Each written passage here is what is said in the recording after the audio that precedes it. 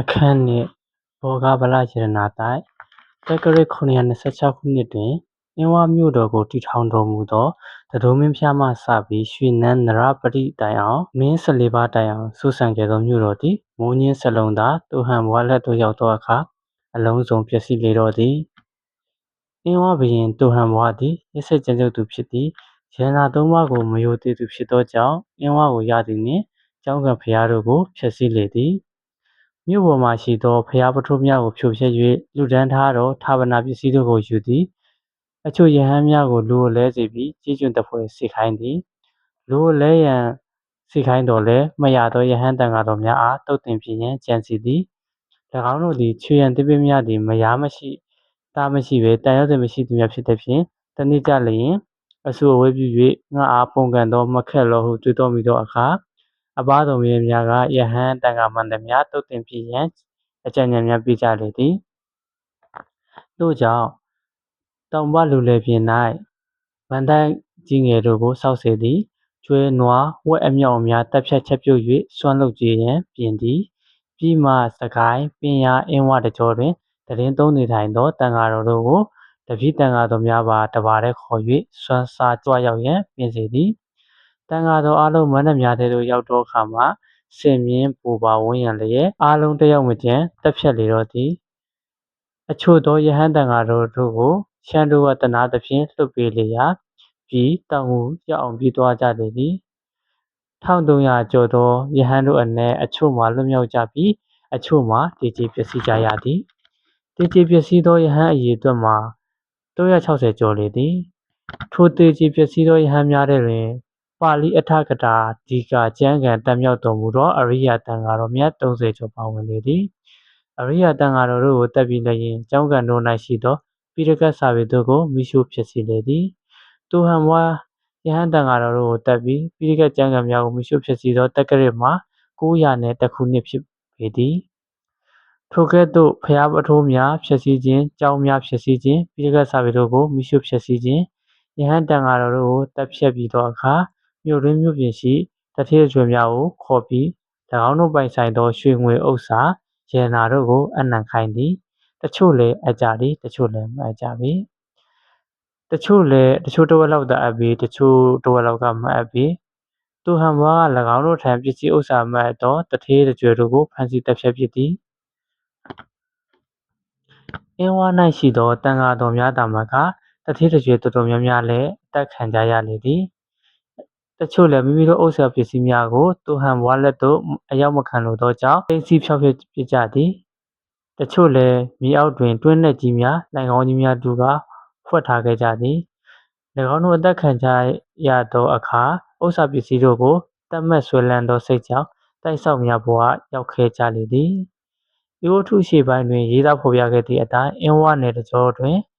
ဥစ္စာတိုက်များပေါ်များသည်ဆိုသောအချက်မှာထိုအချက်များကြောင့်ပင်ဖြစ်သည်ထင်ရှားသောတာတကားနှစ်ခုကိုရေးပြဆိုလျင်တစ်ခုကမိဖုရားကြီးနန်းတော်မင်းတို့၏နန်းတွင်းရတနာများနှင့်ဆက်လျဉ်သောတိုက်အကြောင်းနှင့်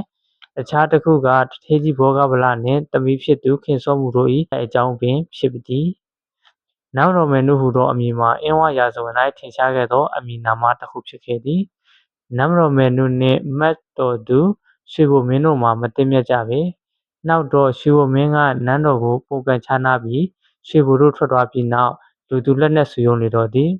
လူသူအင်အားလက်နက်အင်အားပြည်စုံတောင်းတင်သောအခါမှာအင်းဝကိုတကြောပြန်တိုက်ခိုက်ရန်ဖြစ်စဉ်လေသည်ထိုသတင်းကိုနန်းတော်မင်းတို့ကြားသောအခါမိမိတို့ဘက်မှအခြေအနေမလားတော့မှရိပ်မိလေသည်တို့ကြောင့်၎င်း၏လူယုံတော်၄ယောက်ကိုခေါ်ပြီးနန်းစေရတနာများကိုထည့်ထားသောရတနာတစ်တာကိုအပ်လေသည်ထိုရတနာတစ်တာမှာရွှေတိုက်စေရဝင်ရတနာပစ္စည်းအချို့ပင်ပါဝင်လေသည်ရတနာတစ်တာတွင်နန်းတော်မင်းတို့ဗုဒ္ဓဘိတေကမင်္ဂလာတွင်ဝတ်ဆင်သောစိတ်ပန်းခိုင်နဝရလက်ကျက်သောဗရမ ्यां ရင်လွှမ်းတစားမြလွယ်ဆွဲဗရမ ्यां လက်စွပ်သောစသည့်ရတနာပစ္စည်းများလည်းထည့်သွင်းထားလေသည်နန်းတော်မင်းတို့သည်ရွှေဘုံမင်းနှင့်စစ်သည်ဘိုးဘွားများအင်းဝတို့ချီတက်လာပြီဟုသောသတင်းကြားသည်နှင့်အခြေအနေမဟန်တော့သည်ကိုသိသဖြင့်ထိုရတနာတစ်တာကိုကျွံယုံတော်၄ယောက်လက်သို့ပေးအပ်ခါဖလန်ခုံရွာသို့ပြေးစေသည်ဖလန်ခုံရွာမှာနန်းတော်မင်းတို့၏ဇာတိဖြစ်ပြီးတရွာလုံးဆွေမျိုးသားချင်းများဖြစ်ကြလေသည် ကျွယုံ၄ယောက်သည်နမတော်မင်းနုစေခိုင်းသည့်အတိုင်းရန်နာတစ်တာကိုယူဆောင်၍သွားကြလေသည်ဖလန်ခုံဝက်မိုးမြက်ပေါအစရှိသောရွာများမှာနမတော်မင်းနု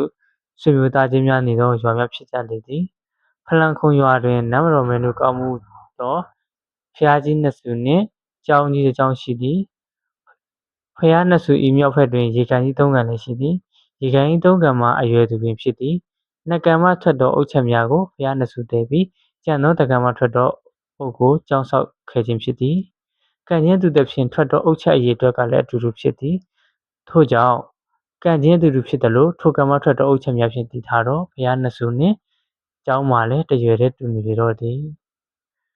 နန်းစဉ်ရနာများကိုယူဆောင်လာကြသောကျွယုံလေးယောက်တို့သည်ရနာတစ်တာကိုအလဲရေကန်သို့ချကာဝတ်ထားလိုက်ကြလေသည်ထိုအချိန်တွင်အင်းဝအားရွှေဘုံမင်းသိမ့်ပိုက်ပြီးနမတော်မင်းတို့အပါအဝင်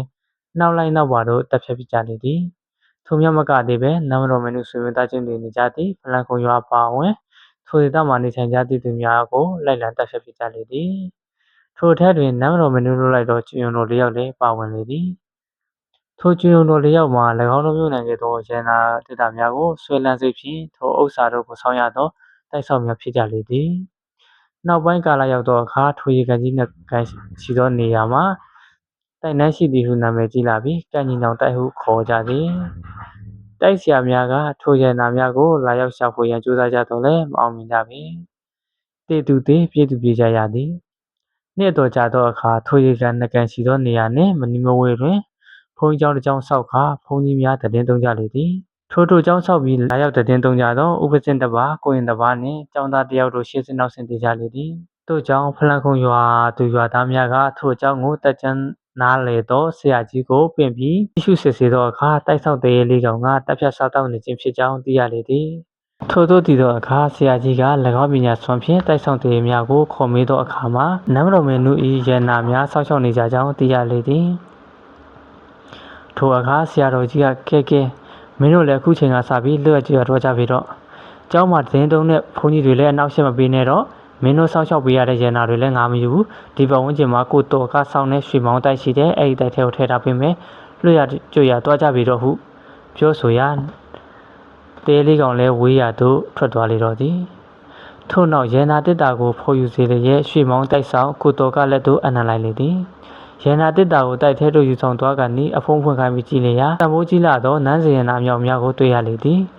ထိုရတနာများကိုရွှေမောင်းတိုက်တွင်တို့လွှဲပြောင်းအနံပြီးနောက်ထိုနေရာတွင်အနောက်ရှက်ပေးခြင်းများမရှိတော့ဘဲချမ်းသာစွာနေကြရလေတော့သည်ထိုနေရာ၌ရှိသောတိုက်ကိုလည်းကံညီနောင်ရွှေမောင်းတိုက်ဟုခေါ်ကြလေသည်ထိုเจ้าရာများမှာအင်းဝခေတ်တွင်နာမည်ကြီးခဲ့သောနမတော်မင်းတို့၏နန်းစင်ရနာများနှင့်ပတ်သက်သည့်ရန်နာတိုက်အကြောင်းဖြစ်ပေသည်ဆက်၍အင်းဝခေတ်တွင်နာမည်ကြီးသောတထေးကြီးဘောဂဗလာနှင့်တမိခင်စောမှုကိုစောင့်ရှောက်ကြသောဘောဂဗလာတိုက်အကြောင်းလည်းဆက်လက်ဖော်ပြပါမည်တထေးကြီးဘောဂဗလာမှာအင်းဝခေတ်၌နာမည်ကြီးလာသောတထေးကြီးများတဲ့တွင်တအုပ်အပအဝင်ဖြစ်လေသည်မင်းပေါက်ဆိုပေါက်တထေးတဲ့ဦးလည်းဖြစ်သည်ခေတ်ကာလမှာမငြိမ်မသက်ဖြစ်နေသောအချိန်ကာလလည်းဖြစ်သောကြောင့်တထေးကြီးမှာ၎င်းပိုင်ဆိုင်သောရွှေငွေရတနာပစ္စည်းများကိုလုံခြုံစိတ်ချသောနေရာ၌ထားရန်စီမံဆောင်ရွက်နေလေသည်မြန်မာတက္ကသိုလ်880ခုနှစ်တွင်အင်းဝနေပြည်တော်အား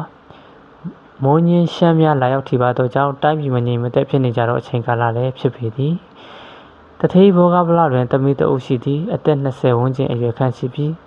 ချုံမောလှပသောမိန်းမပြိုတအုပ်လည်းဖြစ်သည်နာမည်ကခင်ဆုံးဦးဖြစ်ပြီးရင်ကျေးလိမ့်မာသောမိန်းမပြိုတအုပ်လည်းဖြစ်သည်တိုင်းပြည်နိုင်ငံ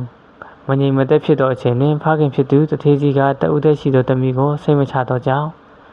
တင်းတော်သောသူနှင့်ထင်းများလက်ထပ်ပေးရန်စီမံလေသည်ထို့နောက်တွင်ဘရင်တက်မတော်၏အမှုထမ်းနေသောဘုံမူလေးဘရားကျော်သူနှင့်လက်ထပ်ထင်းများပေးလေသည်ဘုံမူလေးဘရားကျော်သူမှာတတိပြတ်တိကောင်းပြီးအာကိုထိုက်သည့်ယောက်ျားတစ်ယောက်ဖြစ်သည်ခင်စောမှုနှင့်လက်ထပ်ပြီးချိန်မှာပင်အေးမနေရပဲရန်သူများကိုဖယ်ရှားထုတ်တင်ပေးနေရလေသည်ခင်စောမှုကတော့ချစ်စခင်စားတာရှိသေးသောလင်းတော်မောင်အတွက်တစ်ချက်ကလေးမှစိတ်မအေးရရှာပဲရှိလေသည်တက်ကယ်ရီ886ခုနှစ်မှာတော့တူဟန်ဘွား၏ခမဲတော်မိုးညင်းစလုံးသည်ပြည်မင်းဒရုံမင်းစောနှင့်ပူပေါင်းပြီးအင်းဝကိုချီတက်ခါလှုပ်ကြံလေတော့သည်ဘုံမူလေးဘုရားကျော်သူပါဝင်အင်းဝတပ်များလည်းရွရွချွတ်ချွတ်ပြန်လည်တိုက်ခိုက်ကြတော့လဲအင်အားချင်းမမျှသောကြောင့်အေးမလားပဲဖြစ်နေကြလေသည်ထိုချင်းတွေကိုတည်သောအင်းဝမှရှိသည့်တထေးရွယ်များသည်၎င်းတို့ပိုင်ဆိုင်သောဥစ္စာပစ္စည်းများကို ရန်သူလက်များသို့မပါသွားစေရန်ကိုနီကိုဟန်ဖြင့်တိုးဝဲအသိမ်းဆဲကြလေသည်ထိုထဲတွင်တထေးကြီးဘောကဖလားလည်းတိုးအပါဝင်ဖြစ်သည်တထေးကြီးသည်မနောယမဥယျာဉ်နှင့်နေသောနေရာတွင်မြေအောက်လှိုင်ကောင်းကြီးတစ်ခုတူးစေကလေးဘက်လေးထဲမှအုံနိုင်များအခန့်ကရန်သည်အောက်ခြေကိုလည်းကြောက်သားများဖြင့်ခင်းခြင်းကသူပိုင်ဆိုင်သောရွှေငွေဥစ္စာရဏအတော်များများကိုထိုထဲသို့တိုးဝဲထားလေသည်ပြီးမှအပေါ်မှအခိုင်မှာပိတ်လျက်ဇေဒီတဆူတည်ထားလေသည်ထိုဇေဒီကိုမဟာဗောဓိဇေဒီဟုခေါ်ကြသည်နောက်ပိုင်းတော့အင်းဝါမြို့တော်မှာရန်သူများလက်အောက်သို့ကြာရောက်သွားလေတော့သည်ခင်စောမီယောက်ျားဗိုလ်လေးဘုရားကျော်သူမှလည်းတိုက်ပွဲတွင်ကြာဆုံးသွားခဲ့လေသည်မိုးညင်းစလုံးကအင်းဝါကိုရသောအခါတားဖြစ်သူသူဟန်ဘွားလက်တိုးလွှတ်အပ်ပြီးပြန်လေသည်ရှေ့ခန်းများမှာရေးသားခဲ့သည့်အတိုင်းသူဟန်ဘွားသည်အင်းဝါကိုရသောအခါ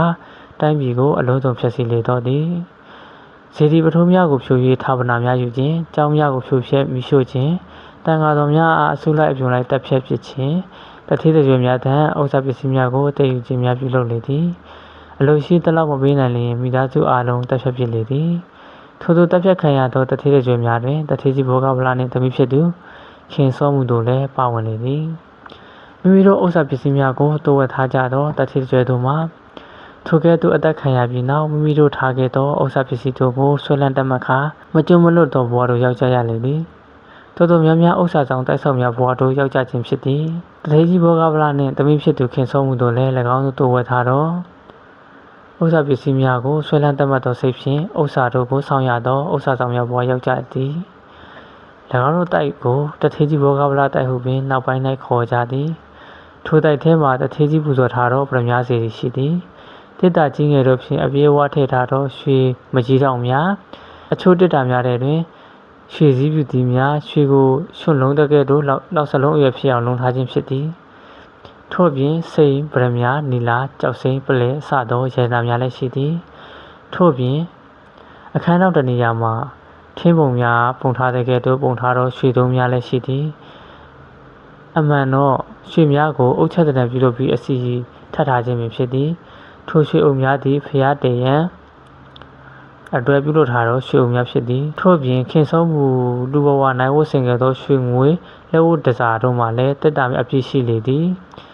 အင်းဝါ၌ရှိသောဘောဂဗလာတိုက်ကြီးမှာကဘာပေါ်တွင်ရှိသောရန်နာတိုက်ကြီးများကဲ့သို့တန်ဖိုးမဖြတ်နိုင်လောက်အောင်ကြီးမားသောရန်နာတိုက်ကြီးပင်ဖြစ်သည်